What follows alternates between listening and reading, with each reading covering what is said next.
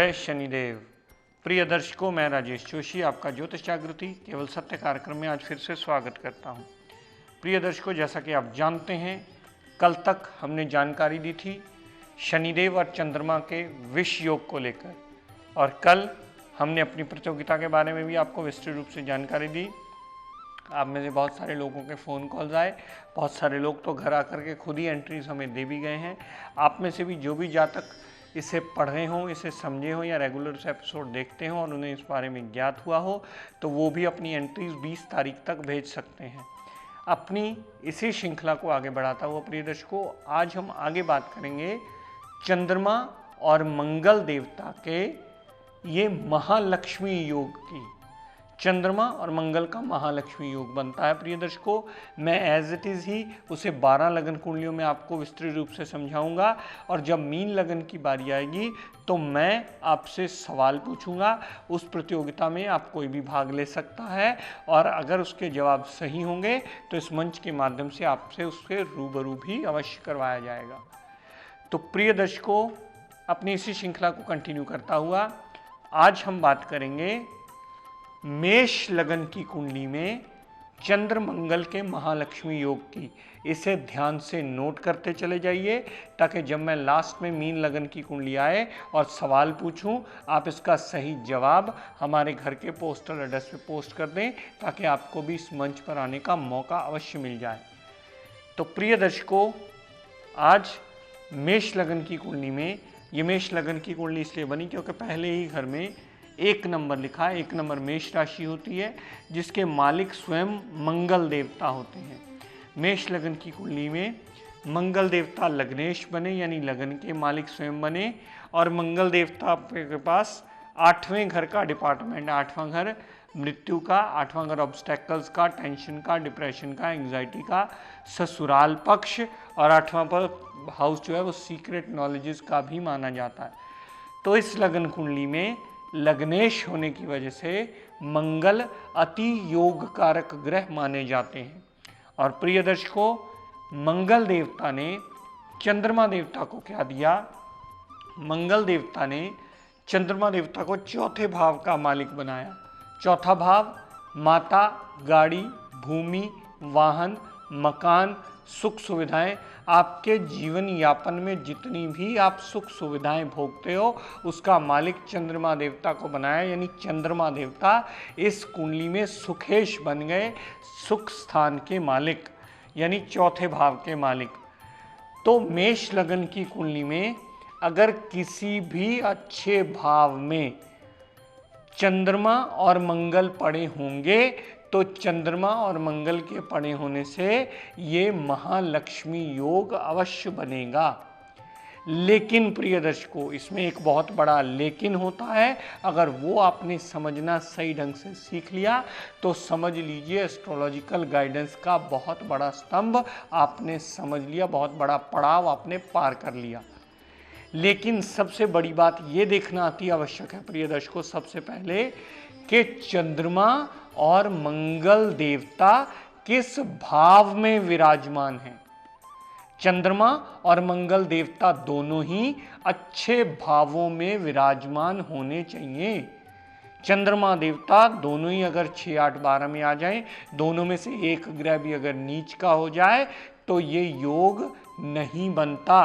फिर वहाँ चंद्र मंगल का महालक्ष्मी योग कंसिडर नहीं किया जाता, वो सदैव अशुभता के ही फल देता है। अगर दोनों में से एक भी ग्रह अशुभ हो जाए तो। दूसरी सबसे बड़ी बात प्रिय दर्शकों, दोनों में से अगर एक भी ग्रह डिग्री वाइज बलाबल में कमज़ोर हो जाए या बलहीन हो जाए, 0 डिग्री हो जाए, 29 डिग्री हो जाए, दोनों में से एक भी ग्रह अस्त हो जाए, तो भी चंद्र मंगल की पड़ी हुई युति को महालक्ष्मी योग में कंसिडर नहीं किया जाएगा, क्योंकि दोनों में से एक ग्रह इस अवस्था में आ गया है कि वो रिजल्ट देने के काबिल ही नहीं बचा है। तो ये बात आपको समझनी होगी। सबसे पहले जो योग बना है उसकी प्लेसमेंट देखिए कि वो किस भाव में बना है। दूसरा, उससे इंपॉर्टेंट चीज़ ये देखिए कि दोनों ग्रहों में डिग्री वाइज बलाबल कितना है। अगर दोनों में से एक ग्रह सक्षम नहीं होगा तो योग को पूर्णतः कभी कंसिडरेशन में नहीं लाया जा सकता।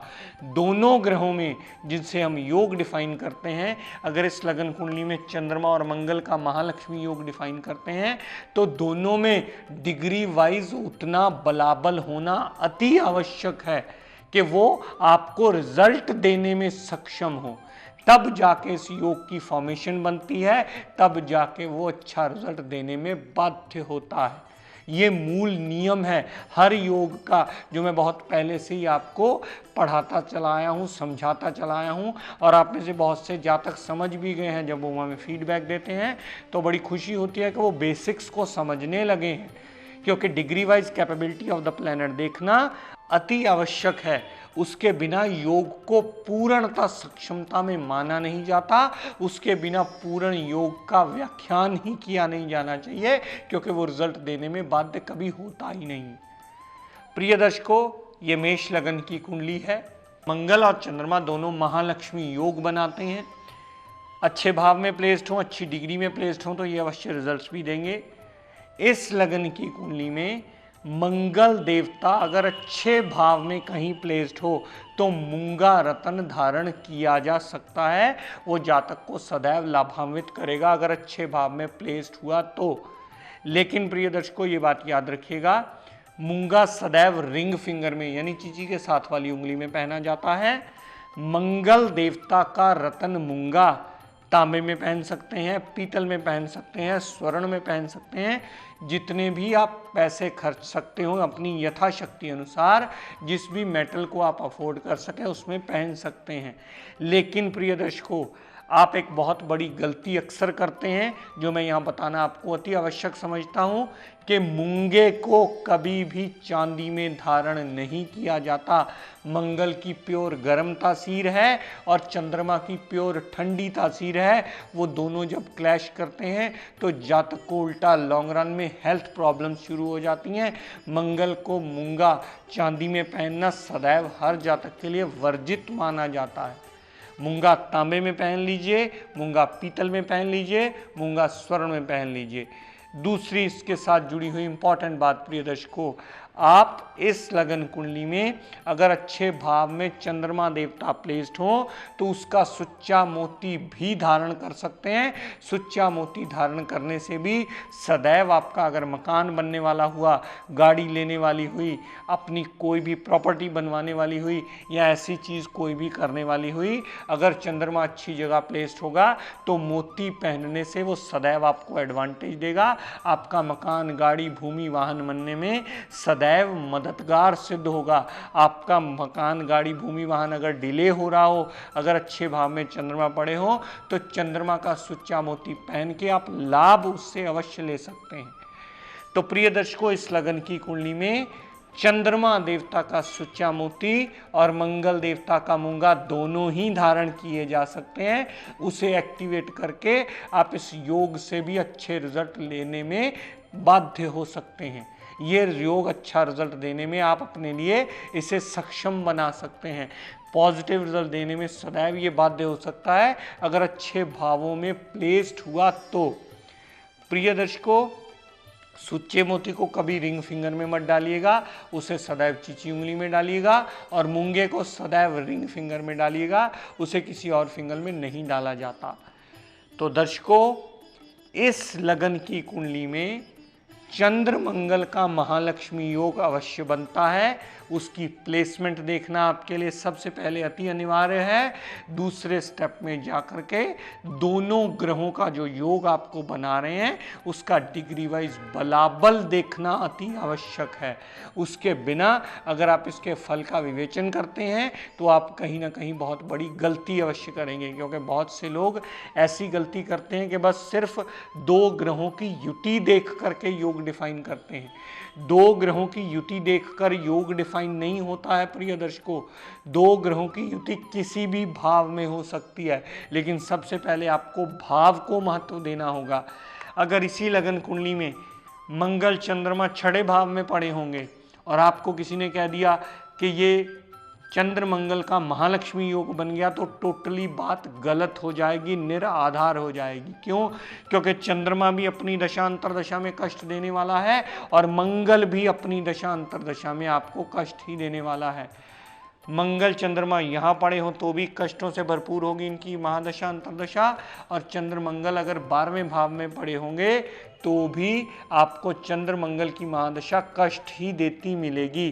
कहने का तात्पर्य ये प्रिय दर्शकों कि दोनों में से अगर एक भी ग्रह मार्केत्व में आ जाता है या दोनों में से एक भी ग्रह डिग्री वाइज बलाबल में कमज़ोर हो जाता है तो भी इस योग की फॉर्मेशन नहीं गिनी जाती, तो भी ये योग बनता ही नहीं है और अपनी दशा अंतरदशा में ये रिजल्ट देने में कभी सक्षम ही नहीं होता। योग डिफाइन करने का सबसे बड़ा मेजर रोल प्ले करता है उसकी प्लेसमेंट और उसकी डिग्री। योग सिर्फ इस बात पे निर्भर नहीं करता कि दो ग्रहों की युति हो गई तो ये योग बन गया तो ये सदैव अच्छा ही फल देगा। अगर गलत भाव में हुआ और दोनों में से एक ग्रह की भी डिग्री बलाबल में कम हो गई तो कभी योग अपने दशा अंतरदशा में आपको रिजल्ट देने में सक्षम होगा ही नहीं। अगर ये बात आपने समझ ली, ये बात आपको कैलकुलेट करनी आ गई तो कभी भी कुंडली का विवेचन करते समय गलती नहीं करेंगे, वो सदैव आपको सटीक कैलकुलेशन करने में मददगार सिद्ध होगी।